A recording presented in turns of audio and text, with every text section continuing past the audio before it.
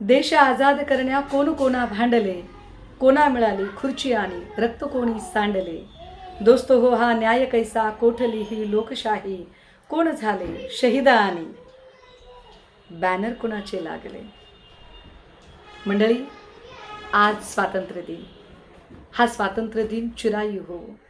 या स्वातंत्र्यासाठी अनगिनत लोकांनी आपल्या प्राणांची आहुती दिली, पण ज्यांनी आपल्या प्राणांची आहुती दिली आणि इथे आम्हाला मोकळा श्वास घेता यावा, आम्हाला आमचं हक्काचं नुसतं स्वराज्य नाही तर सुराज्य, कल्याणकारी राज्य मिळावं यासाठी प्रयत्न केले। ते स्वातंत्र्यासाठी लढणाऱ्यांनीही प्रयत्न केले आणि ते भारतीय राज्यघटना लिहिताना इथल्या प्रकरण 4 मध्ये कल्याणकारी राज्याची मार्गदर्शक तत्वात कल्पनासुद्धा सांगितली। पण खरंच हे कल्याणकारी राज्य आमच्यासाठी उपलब्ध आहे का? कारण अजूनही इथे आदिवासी भागातनं पाड्यापाड्यातनं जर एखादा रुग्ण न्यायचा असेल तर तो झोळीतनं न्यावा लागत आहे। आम्ही विकासासाठी गेलो अशा बाता मारणाऱ्या लोकांना झणझणीत अंजन त्यांच्याच गाव जिल्ह्यातली शाळकरी पोरं दाखवतायत। जे ज्येष्ठांना जमलं नाही ते शाळकरी पोरं करून दाखवतायत। गावागावातनं आपल्या शाळेकडे जाणारा रस्ता कसा खड्ड्याखुड्ड्यांनी भरलेला आहे, हे सगळं ही शाळकरी पोरं दाखवत आहेत। दादा हो, हे किती विशेष आहे की या सरकारला आंदोलन हाताळता येत नाही। हे सरकार आंदोलन हाताळण्याच्या ऐवजी आंदोलन मोडीत काढण्याचा प्रयत्न करतं। अंतरवली सराटीपासून ते दिल्लीच्या जंतर मंतरपर्यंतचा हा इतिहास आपल्या सगळ्यांच्या समोर आहे की जो कोणी आपल्या न्याय हक्कासाठी समोर येतो त्याला लाठ्या काठ्या उगारायच्या, त्याच्यावर लाठी हल्ला करायचा, अश्रूधूर सोडायचा, कधी कधी पॅलेट गन सुद्धा वापरायच्या। बरं, हे सगळं चुकीचं चाललंय एवढं म्हणण्या इतपत मेंदू सत्ता स्वार्थामध्ये अडकलेल्यांचा अजूनही तयार होत नाही, कारण त्यांचा मेंदू स्वयंप्रज्ञेने आणि स्वतंत्र बुद्धीने विचारच करत नाहीये। त्यांच्यासाठी, त्यांना स्वातंत्र्य मिळण्यासाठी आपण प्रार्थना केली पाहिजे। आपण ही सुद्धा स्वातंत्र्यासाठी प्रार्थना केली पाहिजे की अहो माणसं तर माणसं, देवाला हे लुटलं यांनी। प्रभू श्रीरामाला म्हणजे गोरगरिबांच्या जशा वेगवेगळ्या रमाई आवास योजना, शबरी आवास योजना, अशा ज्या वेगवेगळ्या घरकुल योजना, आवास योजना असतात ना, इंदिरा घरकुल योजना, तशा जणू देवांच्यासाठी आवास योजना आपण काढली या आविर्भावामध्ये। भले मोठे मोदीजी आणि कमरेच्या खाली सुद्धा इतक्या कमी उंचीची प्रभू श्रीरामाची प्रतिमा आणि रामाला आम्ही जणू घर घेऊन द्यायला चाललोय त्याच्या मंदिराची जाहिरात करणारी भाजपा।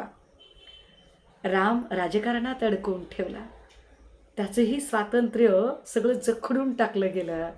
त्या प्रभू श्रीरामाच्या मंदिरातल्या दानपेटीवर डल्ला मारला गेला, त्या प्रभू श्रीरामालाही लुटण्याचा प्रयत्न झाला।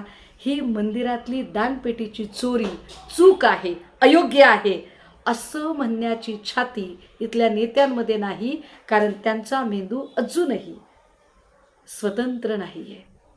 ते स्वतंत्र प्रज्ञेने, स्वयंप्रज्ञेने या सगळ्यांवर बोलूच शकत नाही। जी केंद्राची अवस्था ती राज्याची अवस्था।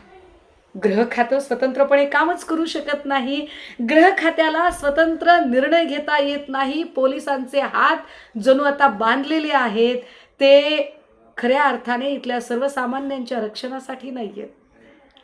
रोज नवे अन्याय अत्याचार होतात। काल परवा, अगदी कालच पुरंदर सासवडमध्ये 10 वर्षाच्या एका भटकेमुक्तातल्या लेकरावर लैंगिक अत्याचार झाले।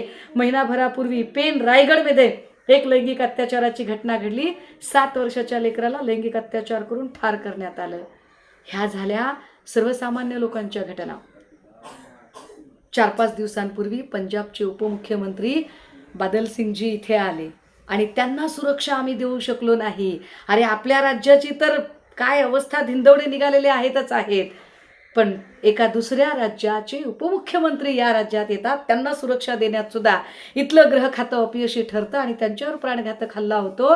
या राज्याची गृह व्यवस्था, या राज्याचं गृह खातं किती अपयशी, किती नाकर्ता आहे त्याची लक्तर पाक पंजाबमध्ये उधळली गेली।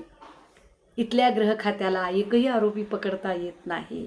कोरटकर स्वतःहून हजर झाला, वाल्मिक कराड स्वतःहून हजर झाला। गेली 4-6 महिने ज्या कॅप्टन खरातने सगळ्यांची डोकी चक्रावून सोडली, त्याची बायको कल्पना खरात स्वतःहून हजर झाली। पोलीस हात लावू शकत नाहीत। खरंच इथलं पोलीस खातं स्वतंत्र आहे का? जे या राज्याच्या उपमुख्यमंत्र्यांची FIR लिहिण्यासाठी ज्यांच्या मनगटामध्ये जोर नाही, ते तुमच्या माझ्या सर्वसामान्य लोकांचे प्रश्न कसे बरे ऐकून घेतील?